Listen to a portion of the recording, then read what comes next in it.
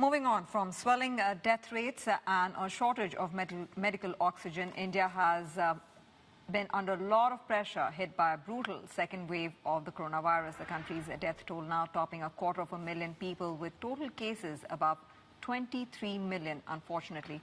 Philanthropy is especially important in times like these. Bollywood star Sonu Sood has been working non-stop to bring oxygen supplies to the country, prompting his fans to hail him as a savior. In fact, I'm pleased to say on that note, we're joined by the man himself. Sonu Sood is actor and philanthropist, joining us live from Mumbai to share with us his experience of how he has been battling the pandemic in India. So it's so good to see you, and it's so good to see what you're doing on the ground. I do want to start off by asking you, how are you managing to get the resources for all your efforts? How are you managing the funding for all that you're doing to help people?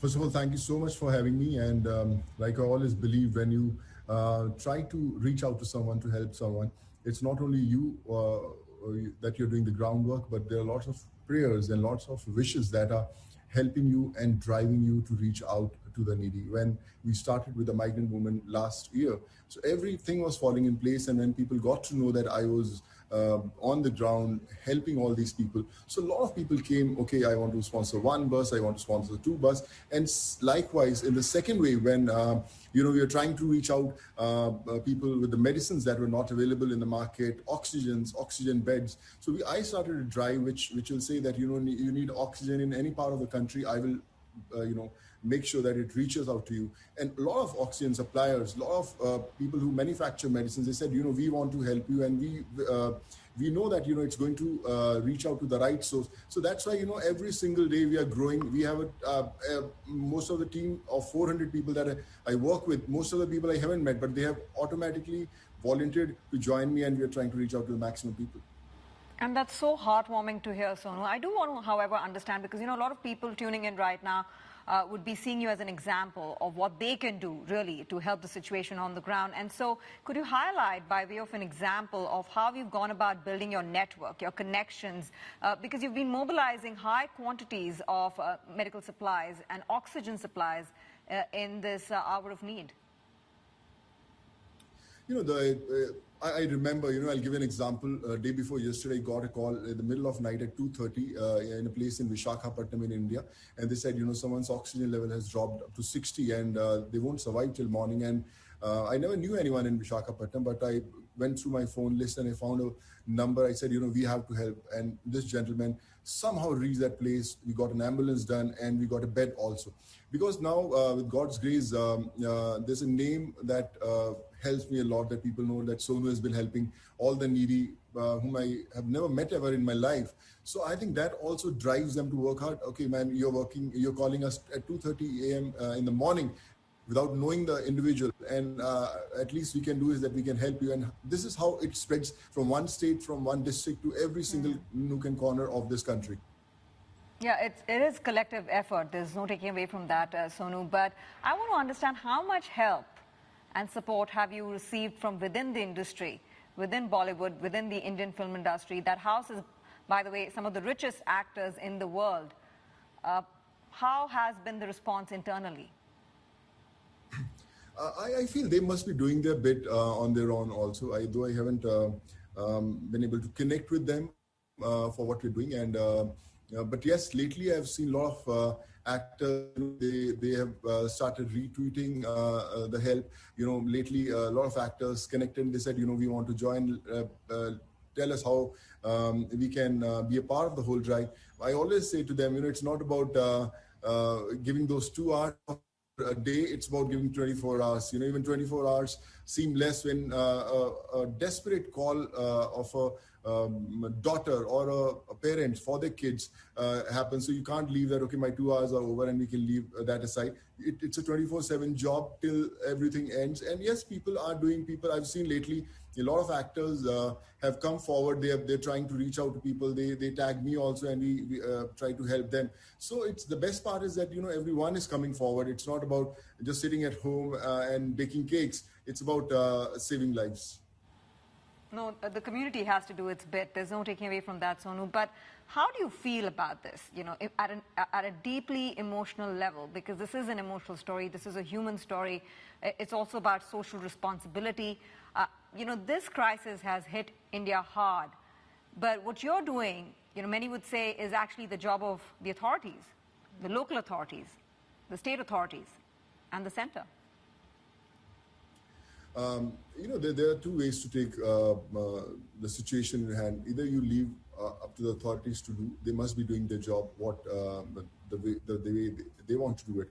But when in the last wave, pandemic in 2020, I connected to almost 1 million people whom I helped reaching back to their homes, or getting them jobs, or getting them education facilities, or taking care of their healthcare system. So those 1 million people are now like my volunteers. When I call in the middle of night to some interior village in Bihar, who I helped while going back to their village, he's on his toes. He takes his bikes and he goes all around. So I feel very strong. You ask me anything, I'll make sure that it reaches out to you in any part of the country, anytime, 24/7. So the smile that you can bring on a face, the trust, the faith that they have put on my shoulders keeps me on my toes. And I say there's no stopping. It doesn't really matter how many lives we lose in a thing, but it's about how many lives we can save.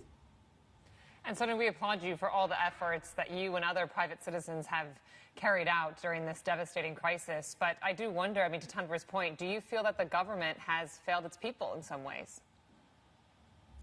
I feel there would have been better homework that we would have done when the second wave hit. We saw this happening in many countries, that people were dying, and we had large gatherings, where they talk about Kumbh or elections. I think those things would have been avoided.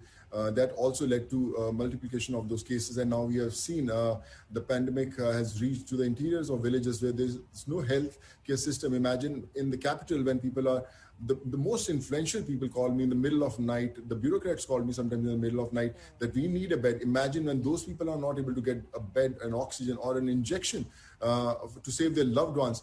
What would have been happening to these poor people in those villages? They'll die a death which they won't be able to reach to the hospitals. A small example: 2 a.m. in the night, we receive a call from Bangalore, which is a major metro city in India. An oxygen was needed for an hospital with 30 patients who would have died if the oxygen wouldn't have reached. I got a call in the middle of night. We activated our team, almost 10, 12 people, the authorities, people, everyone came, and we got all the oxygen cylinders there for the hospitals. And if we would have been sleeping with our phone switched off, I don't know what would have happened. So we were able to save these 30 lives. And hearing your perspective, you've obviously seen some just devastating scenes on the ground there. And I wonder, having been through this, having dealt with bureaucrats at a certain level here, are you tempted to test the political waters yourself? Do you see a political future? I don't know. It's too early to say anything. But like I said, if I was associated with any political thing, I wouldn't have been able to do the things I'm doing. I don't have to think twice before calling any state, any agency, any authority, to get my job done. But if I would have been in any kind of a political party, so I would have to follow a few protocols, which I am not doing now. I do whatever I feel is right, and I think that's also helping me a lot. Right. Well, Nancy was, of course, referring to all the social, excitement that there is, or rather banter that there is going on regarding your interests to get into politics. But Sonu, I want to wrap up by getting your thoughts on the larger issue here, which is the wealth gap, right? This pandemic has made the rich richer, the poor poorer, right? And it calls for, of course, a lot of the wealthy out there to start giving back. And I don't only mean giving back money-wise, because that's the easy part. It's about giving back in terms of effort, investment, helping with infrastructure, and really doing the hard work that is needed. And so what's your broad message, given all that you have done? And I know from personal experience that this has not just been about the pandemic. This has been your way of life. Yeah, it's my way of life. I believe that every single individual has to come forward. Lately I requested all the state governments and the central government that anyone who has lost a parent in the pandemic, there should be a free education throughout, whether it's a private school, whether it's a government school, whether it's higher studies, everyone will get free education. That should be a law that has to come forward. I'm starting a drive where I'm collecting all the data of all the people, the kids who have lost their parents, because I'm in touch with them. I tried to save their families, but I couldn't.